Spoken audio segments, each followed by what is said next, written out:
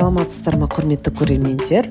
Бүгін осындай түріктер дайындайтын таңғы асқа тағам рецептісімен бөліскім келіп тұр.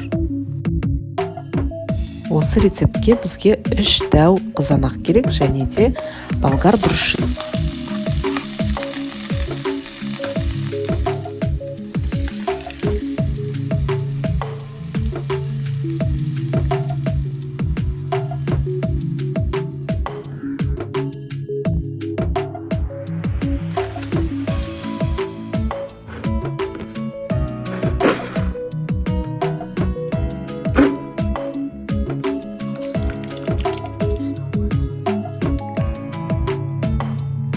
Дана жұмыртқа саламыз. Негізі осы порция 3-4 адамға жететіндей болады.